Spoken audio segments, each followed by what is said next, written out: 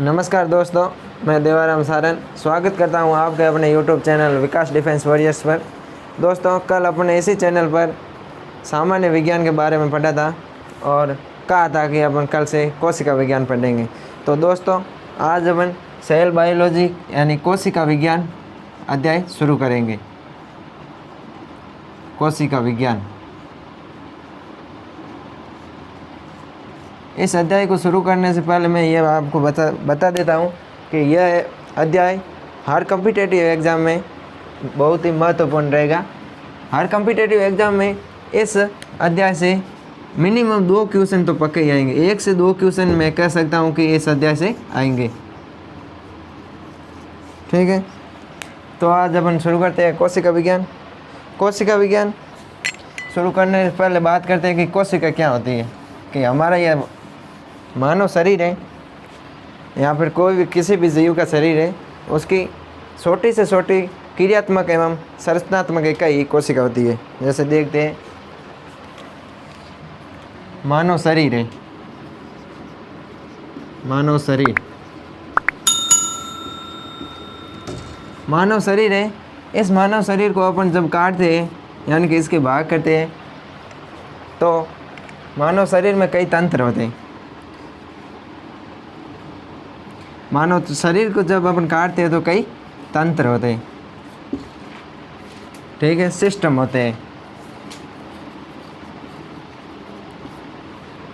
जैसे उत्सर्जन तंत्र,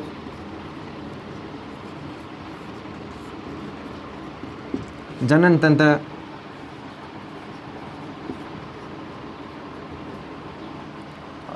रक्त परिसंचरण तंत्र।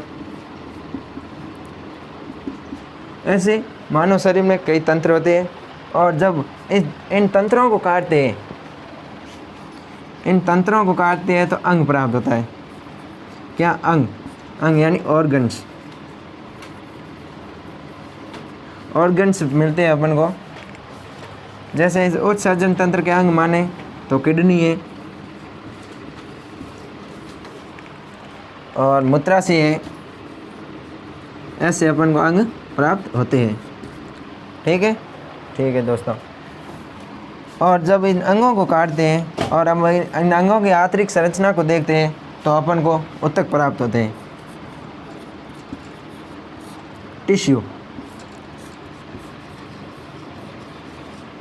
इन अंगों को काटने पर अपन को क्या प्राप्त होते हैं? ऊतक प्राप्त होते हैं। जैसे इस किडनी में देखते हैं तो उपकला ऊतक है, एपिथेलियम टिश्यू,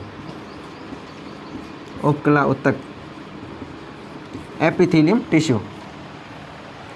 और जब इन ऊतकों को भी अपन गौर से देखते हैं यानी कि ऊतकों की भी काटते हैं तो अपन को कोशिका प्राप्त होती है। तो अपन को प्राप्त होती है कोशिका यानी सेल, जिसे विज्ञान की भाषा में साइटो कहते हैं। सेल प्राप्त होती है। सेल शरीर की सबसे छोटी इकाई है, न कि अंग है।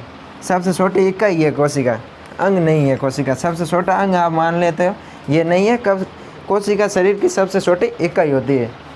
ठीक है, और आज अपन इसी कोशिका के बारे में ही पढ़ेंगे। अपन एक सामान्य रूप से देख लेते हैं। जैसे कोई भी ईंटें होती है, मकान बनाने के लिए जो ईंटें होती है, ईंट है। जब कई सारी ईंटों को आपस में जोड़ा जाता है तो दीवार बनती है। इसी प्रकार कोशिका होती है। कई सारी कोशिकाओं के समूह, समान उत्पत्ति व समान कार्य करने वाली कोशिकाओं के समूह को ही ऊतक कहते हैं। तो जब कई सारी कोशिकाएं मिलती है तो उसे ऊतक बनता है। और जब कई सारी दीवारें आपस में मिलती है तो एक कमरा यानी रूम का निर्माण हो जाता है। और जब ऊतकों का संयोजन होता है तो अंग बन जाते हैं। ठीक है, और जब कमरे को सिस्टमेटिक रूप से अपन बनाते हैं तो वह घर बन जाता है। जब कमरों को सिस्टमेटिक रूप से तैयार करते हैं तो वह घर का रूप ले लेता है। इसी प्रकार ही अंग से तंत्र बनते हैं और तंत्र से किसी भी जीव के जीव का शरीर बन जाता है। जैसे अपन ह्यूमन बॉडी मान सकते हैं, मानव शरीर मान सकते हैं, उसी प्रकार जिस प्रकार कमरे में निर्माण के लिए ईंटें होती है, उसी प्रकार किसी भी जीव के शरीर के निर्माण के लिए कोशिकाएं होती हैं। ठीक है, अब आगे बढ़ते हैं अपन कोशिका के बारे में डिटेल से।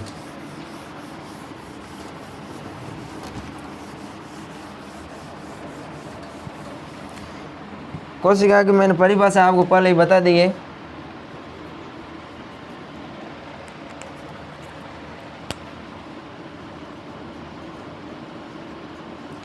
एक बार मैं यहाँ पर लिख लेता हूँ शॉर्ट में कि किसी भी जीव के शरीर की क्रियात्मक व संरचनात्मक इकाई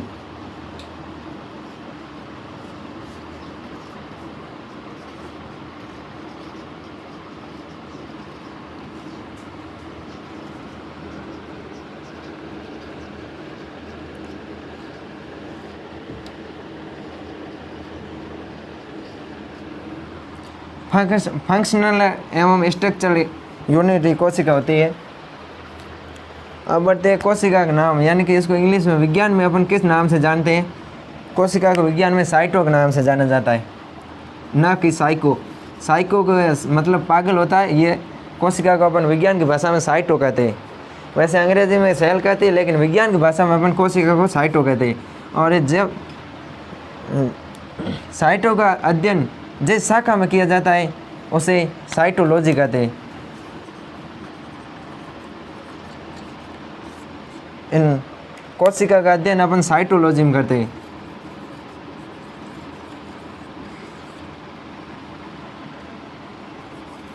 यानी साइटो का अध्ययन अपन जिस शाखा में करते हैं उसे साइटोलॉजी कहते हैं। अब बढ़ते हैं खोज करता है क्या सर्वप्रथम कोशिका को किसने देखा था, या कोशिका की खोज किसने की थी। कोशिका की खोज रॉबर्ट हुक ने की थी।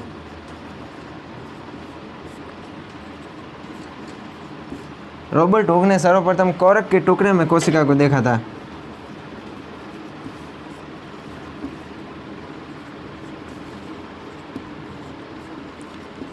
वह एक निर्जीव कोशिका थी, चाहे कोशिका निर्जीव हो चाहे सजीव हो, सर्वप्रथम देखा तो रॉबर्ट हुक ने ही था। उन्होंने कोरक के टुकड़े में देखी थी। लिग्निन या सुबेरिन के जमाव के कारण वो कैसी थी, मर्त कोशिका थी। सुबेरिन के जमाव के कारण मर्त थी। वह निर्जीव थी, सजीव नहीं थी, डेड सेल थी।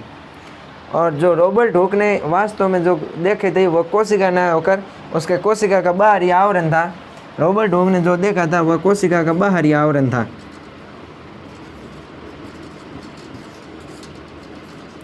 बाहरी आवरण कोशिका भित्ति थी, सेल वॉल थी।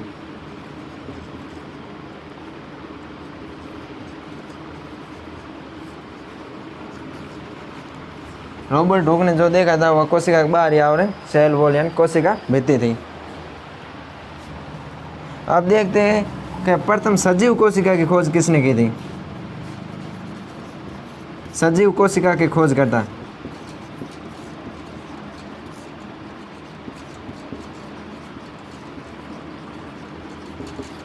सजीव कोशिका की खोज की थी एंटोनी वॉन ल्यूवेनहॉक ने। सजीव कोशिका की खोज किसने की थी, एंटोनी वॉन ल्यूवेनहॉक।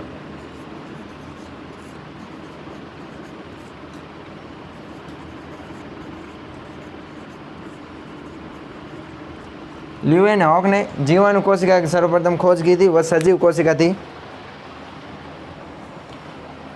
इसमें अपन ने पढ़ा है कोशिका शरीर की क्रियात्मक और संरचनात्मक इकाई होती है। कोशिका का विज्ञान की भाषा में कोशिका को साइटो कहते हैं, और साइटो का अध्ययन जिस शाखा में किया जाता है उसे साइटोलॉजी कहते हैं। और प्रथम कोशिका की खोज रॉबर्ट हुक ने की थी, कोरक के टुकड़े में की थी। लिग्निन या सुबेरिन के जमाव के कारण वह मर्त कोशिका थी, और रॉबर्ट हुक ने वास्तव में कोशिका की बाहरी भित्ति को देखा था। मैं अपन यहाँ पर बताने देता हूँ। जैसे ये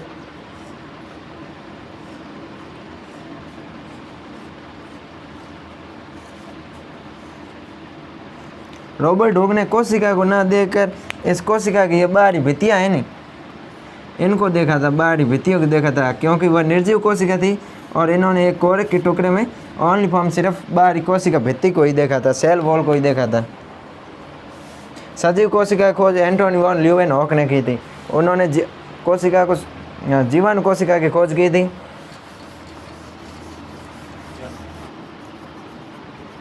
सेल बायोलॉजी के जनक, कोशिका विज्ञान के जनक कौन थे? कोशिका विज्ञान यानी कि निर्जीव कोशिका की खोज सर्वप्रथम रॉबर्ट हुक ने की थी, तो सेल बायोलॉजी के जनक ही रॉबर्ट हुक हुए। आधुनिक कोशिका विज्ञान के जनक, बात करते हैं अपन आधुनिक कोशिका विज्ञान के जनक। आधुनिक कोशिका विज्ञान के जनक है स्वानसन।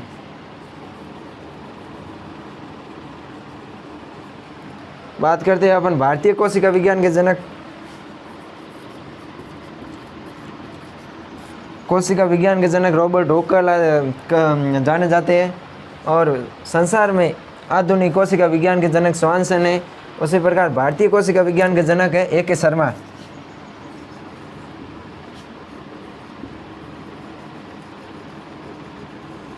भारतीय कोशिका विज्ञान के जनक है A.K. शर्मा। अब बात करते हैं अपन सबसे बड़ी कोशिका किसकी होती है?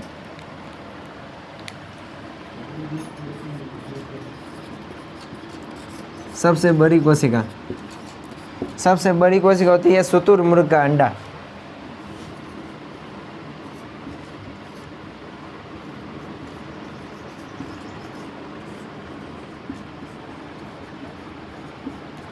सबसे छोटी कोशिका होती है माइकोप्लाज्मा की। सबसे बड़ी कोशिका होती है शुतुरमुर्ग का अंडा, और सबसे छोटी कोशिका होती है माइकोप्लाज्मा की।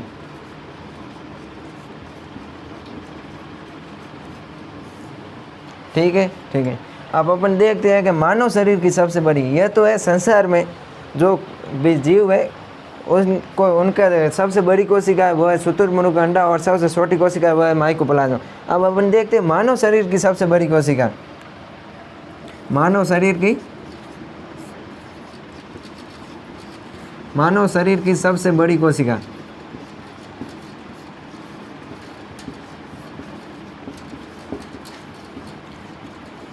मानव शरीर की सबसे बड़ी कोशिका होती है फीमेल का अंडाणु। जो मादा होती है, मादा का जो अंडाणु होता है वह मानव शरीर की सबसे बड़ी कोशिका होती है। और मानव शरीर की सबसे छोटी कोशिका की बात करें तो मेल का स्पर्म। जो मेल है यानी नर है, नर की जो शुक्राणु है वह सबसे छोटी कोशिका है, मेल के स्पर्म या शुक्राणु।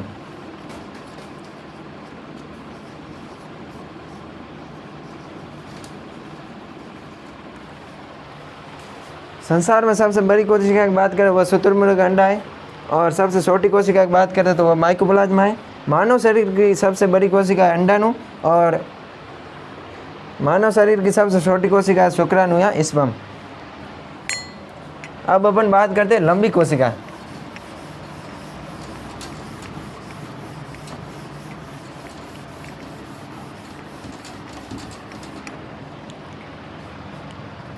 अब अपन बात करते हैं सबसे लंबी कोशिका।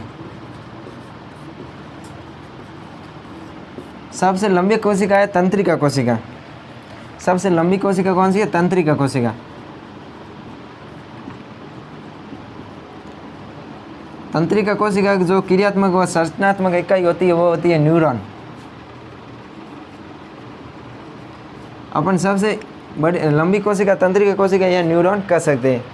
और सबसे अब अपन बात करते हैं विभाजन रहित। इसमें कंफ्यूज हो जाते हैं अपन लोग कि लंबी और बड़ी में क्या फ़र्क होता है। जैसे लाल किला बहुत बड़ा है और कुतुब मीनार बहुत लंबा है, इसी प्रकार ये होती है लंबी और बड़ी कोशिका में अंतर। ठीक है दोस्तों, अब अपन बात करते हैं विभाजनशील कोशिका। क्या सर्वाधिक विभाजन किस कोशिका में होता है? विभाजनशील कोशिका। विभाजनशील कोशिका,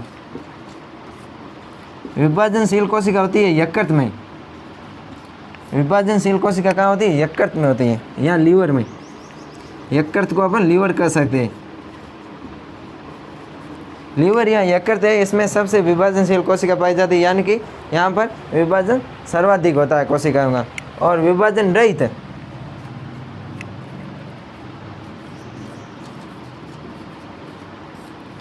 विभाजन रहित कोशिका की बात करें तो वो होती है मस्तिष्क की न्यूरॉन कोशिका। जो तंत्रिका कोशिका है मस्तिष्क की, वो विभाजन रहित कोशिका होती है। इसलिए ये अपन को पुलिस वाले या ट्रैफिक पुलिस मैन वाले हेलमेट लगाना कहते हैं।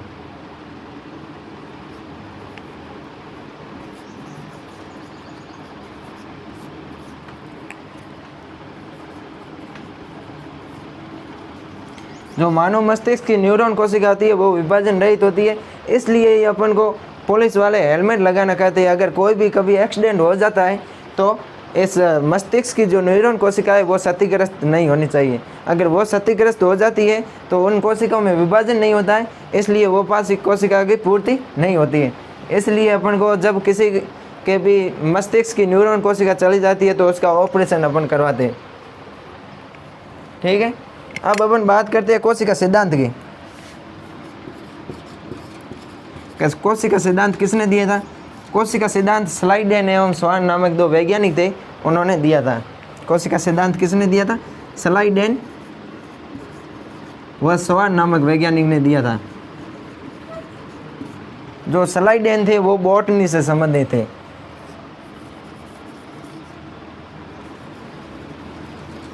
स्लाइडेन जो वैज्ञानिक थे वो बॉटनी से संबंधित थे और स्वान थे वो जूलॉजी से संबंधित थे। ठीक है, अब बात करते हैं अपन कोशिका सिद्धांत क्या है। कोशिका दो सिद्धांत है। पहला सिद्धांत था कि किसी भी जीव का निर्माण पूर्व कोशिका तथा कोशिकाओं के उत्पाद से होता है। चाहे कोई भी जीव है, जीव के शरीर का उस शरीर का निर्माण कोशिका या कोशिकाओं के उत्पाद से होता है। कि किसी भी जीव का निर्माण कोशिका तथा कोशिकाओं के उत्पादों से होता है। किसी जीव का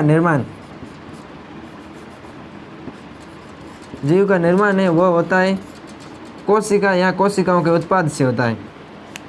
किसी भी शरीर के जीव का निर्माण कोशिका या कोशिका के उत्पादों से होता है।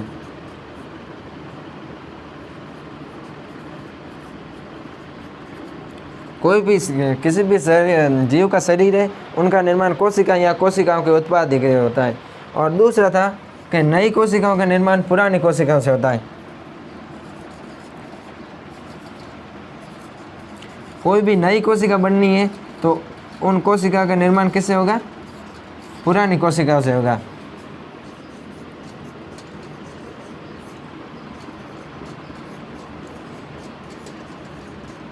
कोई भी पुरानी कोशिका है उनमें अर्धसूत्री या समसूत्री विभाजन होगा, जिससे नई कोशिकाओं का निर्माण होगा। इसी सिद्धांत को रुडोल्फ विर्चो नामक एक वैज्ञानिक थे। रुडोल्फ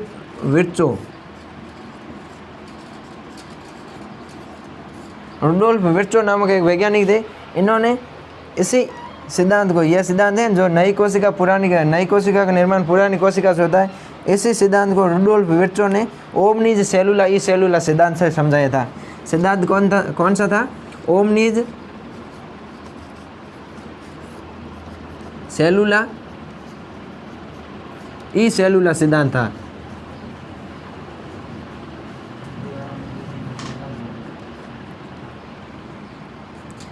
जो रुडोल्फ विर्चो थे इन्होंने ओमनिज सेलुला ये सेलुला सिद्धांत से नई कोशिका का निर्माण पुरानी कोशिका से होता है, इस सिद्धांत को समझाया था।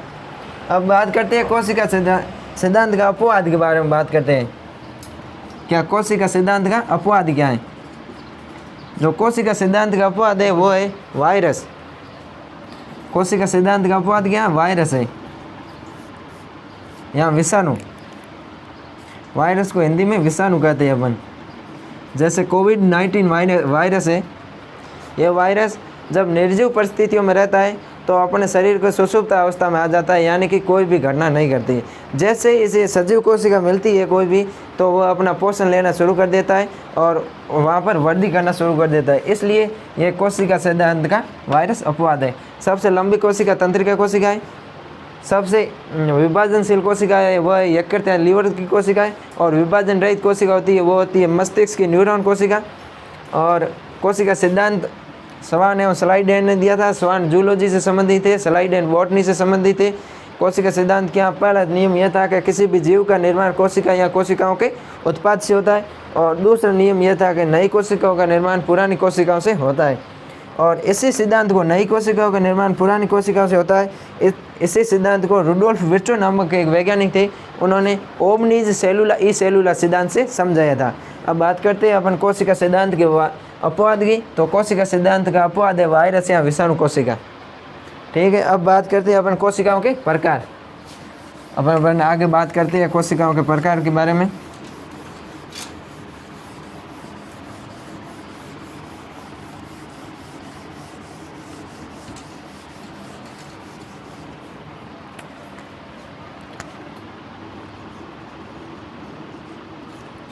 कोशिकाओं के दो प्रकार होते हैं, एक होता है प्रोकैरियोटिक और दूसरी होती है यूकैरियोटिक। असीम केंद्र की और ससीम केंद्र की। पहली है यूकैरियोटिक।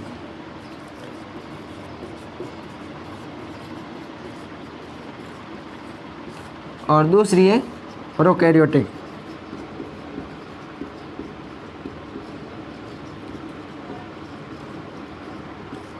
यूकैरियोटिक को हिंदी में कहते हैं ससीम केंद्र की।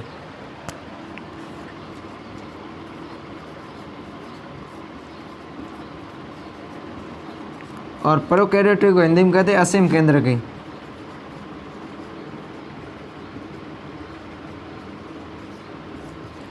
प्रो यानी पुराना और कैरियोट यानी कि इसमें आद्य केंद्रक पाया जाता है। आद्य या अल्प विकसित केंद्रक होता है, क्योंकि प्रोकैरियोटिक कोशिका में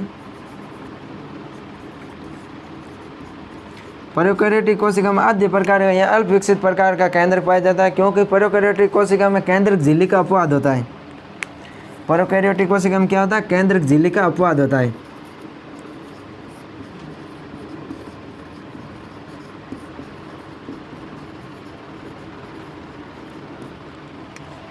प्रोकैरियोटिक कोशिका में केंद्रक झिल्ली का अभाव होता है, अपवाद नहीं अभाव होता है। और यूकैरियोटिक कोशिका या ससीम केंद्र की बात करें तो इसमें सुविकसित केंद्रक पाया जाता है।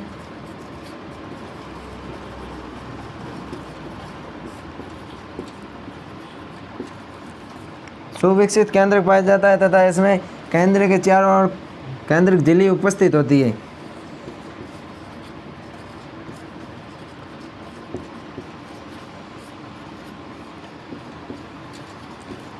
यूकैरियोटिक में केंद्र के चारों तरफ केंद्रक झिल्ली उपस्थित होती है तथा प्रोकैरियोटिक में केंद्र के चारों तरफ केंद्रक झिल्ली का अभाव या अनुपस्थित होती है। थैंक यू दोस्तों, आपने मुझे अंतिम समय तक देखा। तो कल अपन इससे आगे बात करेंगे प्रोकैरियोटिक कोशिका के बारे में। कल अपन प्रोकैरियोटिक कोशिका को पूरा पढ़ेंगे, उसके बाद में यूकैरियोटिक कोशिका को पढ़ेंगे, उसके बाद में कोशिका विभाजन को पढ़ेंगे। ठीक है दोस्तों, धन्यवाद।